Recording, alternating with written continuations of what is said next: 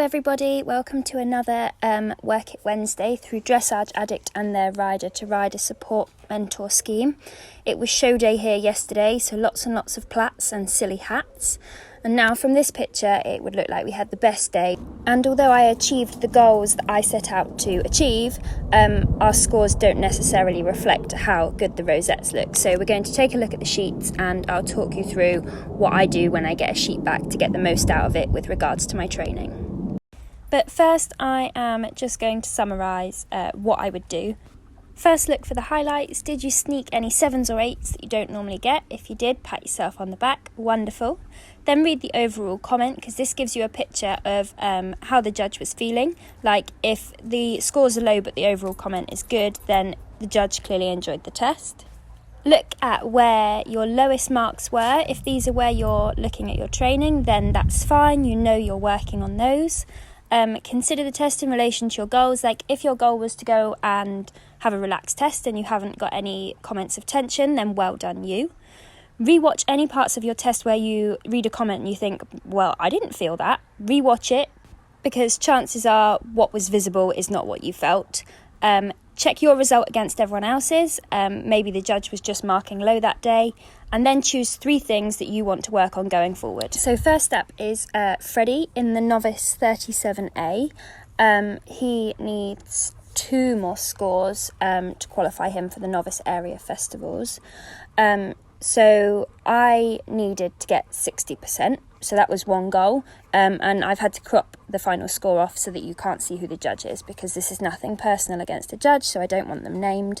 But he actually got 65, so well over our qualifying score that we needed. So that was one goal achieved. And apart from that, I actually was not overly pleased with the sheet, like the score and stuff. I felt it was quite a good test for him, maybe a little bit sluggish. It was quite hot and the surface was quite soft and a bit deep yesterday, which doesn't suit him. But I felt it was pretty good. As you can see, I had 3 halts, first centre line, movement 5, and the last centre line, and I didn't halt square in any of them, nor did I halt straight in any of them, which is not his fault. That's purely my riding, so slap on the wrist for me, and come home and I'll train the halts, because 3 marks being let down by bad halts is not really good enough. And given I know the circumstances and I know he was struggling a bit with the heat and the surface, all the comments that say more ground cover, lacked jump, hurried and unbalanced, I'm actually ignoring, because I know why they were happening yesterday. It's not anything to do with our training or the way I'm riding him or the way he's going. That was purely the heat and the surface yesterday.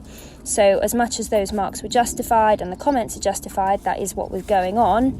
For me, they're not something I need to take away from this sheet, because I know why they were happening and I know it's not something I can train. The 2 give and retakes, so movement 13, the one with the comment that says unbalanced, and I got a 6 for, and then movement 16, the comment clearer give and retake, and I also got a 6. I find this very interesting, because in the test I felt like I'd done 2 equal give and retakes. The second one I only did 2 strides because I felt he was about to go unbalanced, whereas the first one I did 2 and then I felt he could handle a 3rd stride without the reins, so I did, and then he did sort of fall onto his forehand a bit. So I was intrigued to see how it was going to be marked, but I didn't expect to be told that the give and retake needed to be clearer, because I felt they were both the same.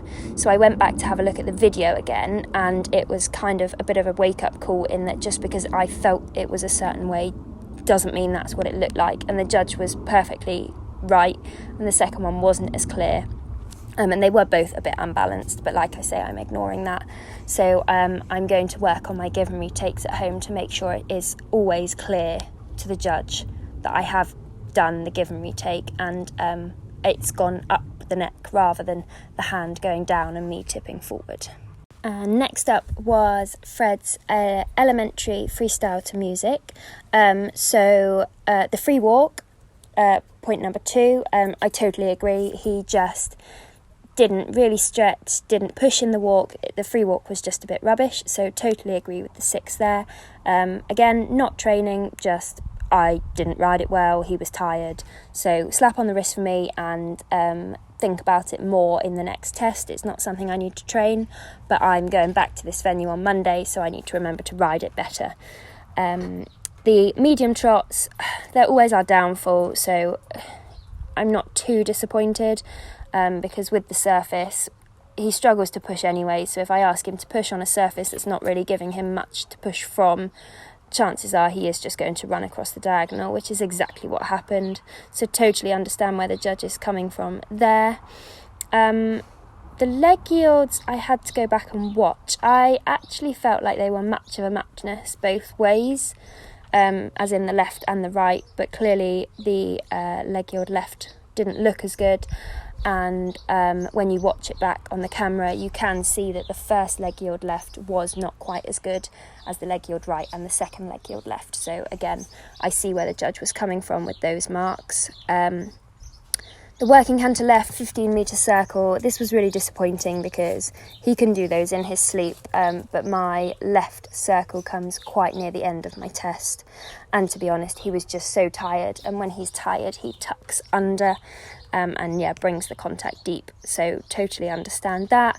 I did try and fix it in the test, but I tried to fix it wrong.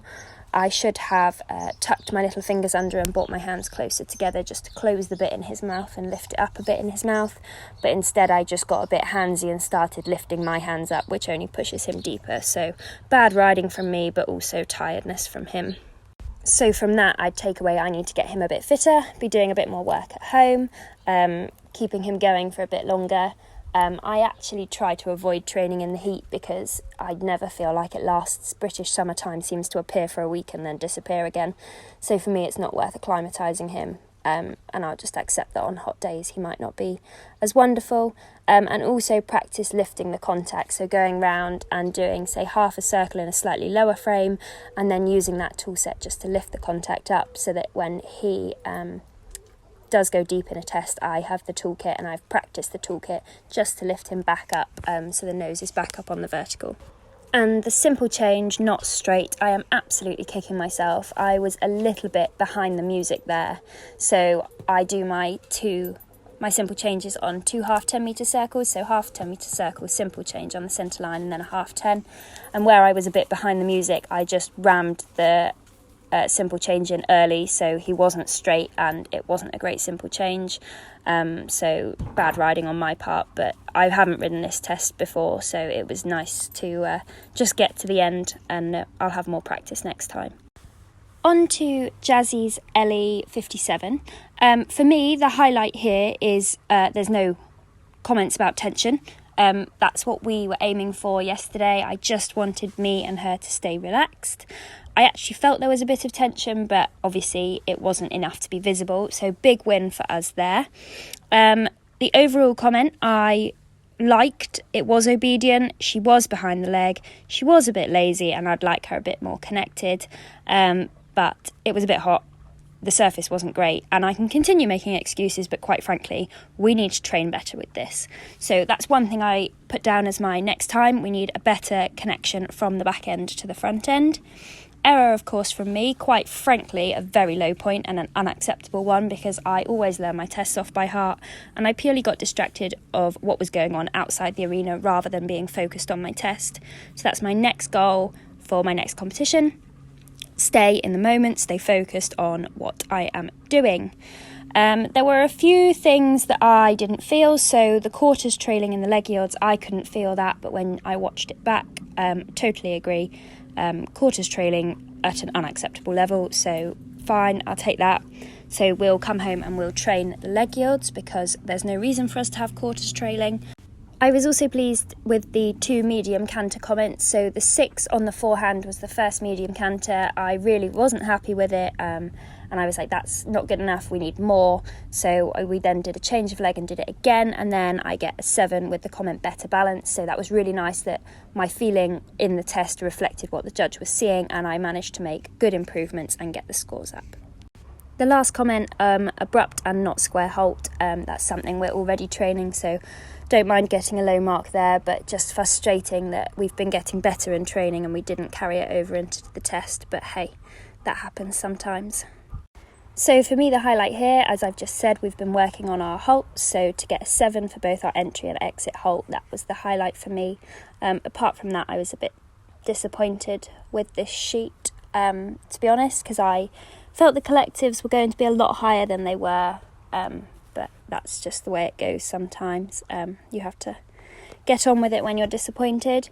So I found my highlight, I read the overall comment, which I agreed with. It lacked energy, and I didn't quite agree that there was tension in all the transitions. I'd just say the simple changes, especially left to right, had a lot of tension, but maybe the judge saw something that I didn't. I watched it back and I couldn't quite see the tension she was on about, but it is someone's opinion of a snapshot at the end of the day, so that's fine.